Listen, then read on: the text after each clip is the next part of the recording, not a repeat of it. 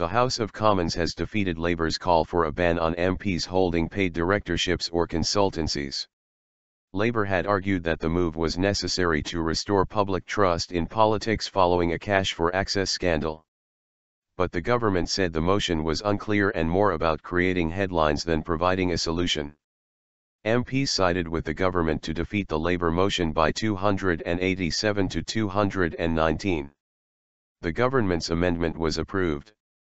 Labour said it would honour its commitment and amend its own standing orders to ensure the ban applied to its candidates and MPs. The debate in the House of Commons was sparked by allegations against Jack Straw and Sir Malcolm Rifkind. The two former foreign secretaries deny wrongdoing after being secretly recorded apparently offering their services to a private company for cash. Grey areas. Introducing the opposition motion, Shadow Commons leader Angela Eagle said it was time to make a decisive break with the status quo on members' remunerated interests. She said the public deserved to be safe in the knowledge that every MP was working and acting in their interests, and not for somebody paying them. Ms. Eagle said the current situation was untenable, adding that the rules were riddled with grey areas and open to endless convenient interpretation.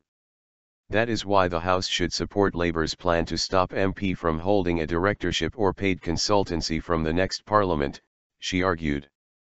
But the Conservative leader of the House, William Hague, contended that by far the greatest single outside influence on MPs was union influence on the Labour Party. He said out of the candidates selected for 150 Labour target seats, 83 were linked to the unions, and 49 of those to Unite. Labour's motion was calculated to create a headline rather than to solve a problem, he argued, adding that it showed little understanding of business and was unclear. He warned that it could create a House of Commons consisting entirely of people who are either rich or professional politicians throughout their lives. On the hoof. While not mentioned in the motion, Labour is said to be mooting the idea of capping MPs' outside earnings to between 10% and 15% of their salary. But Mr. Hague said the opposition did not know how this cap would operate in practice, such as whether it would apply to a farm-owning MP. Would former Labour PM Lord Callaghan, who owned a farm, have had to resign from the House every time there was a good harvest? He asked, to laughter from MPs. The mood of the House was split largely on party lines, with the Conservatives against the motion, and Labour in favour. Tory MP Alan Duncan argued that the move was aimed at excluding Conservatives from politics as they were more likely to sit on company boards or hold other business roles.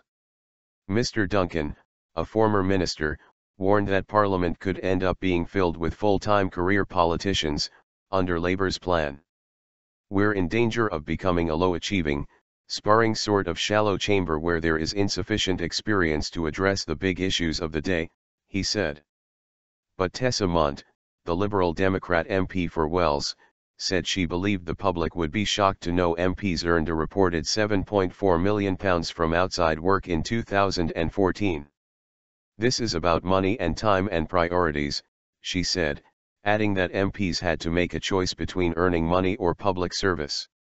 Labour's motion, which stated no MPs should be allowed to hold paid directorships or consultancies from the next Parliament, was rejected by 287 votes to 219. The government's own amendment, which reminded MPs to uphold the Parliamentary Code of Conduct, was passed unopposed. The Commons Code of Conduct states that MPs must not act as a paid advocate, taking payment for speaking in the House, asking a parliamentary question, tabling a motion, introducing a bill or tabling or moving an amendment to a motion or bill or urging colleagues or ministers to do so. They have to declare their financial interests, including paid employment outside Parliament, in the Register of Members' Financial Interests. There are also guidelines for ministers leaving office. Former cabinet members must normally wait 3 months after leaving office before they can accept any kind of paid employment, and should not lobby existing ministers on behalf of any organization for which they are employed for 2 years after leaving office. David Cameron and Ed Miliband clashed over the subject of MPs' second jobs at Prime Minister's questions earlier in the day. Mr. Cameron said he was not ruling out further change, but he said Labour's proposals would allow someone to be a paid union official but would not let them run a family business or a family shop. The Labour leader offered to include a ban on MPs holding trade union posts, as demanded by the Tories and Lib Dems. The amendment was not allowed during the Commons debate on second jobs due to procedural reasons.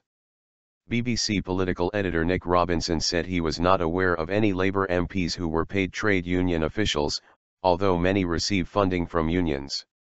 Speaking on a visit to Colchester, Lib Dem leader Nick Clegg said voters would not accept MPs regarding politics as nothing more than a part-time hobby, but added that excluding someone who had worked for decades in a family firm was probably a bit extreme.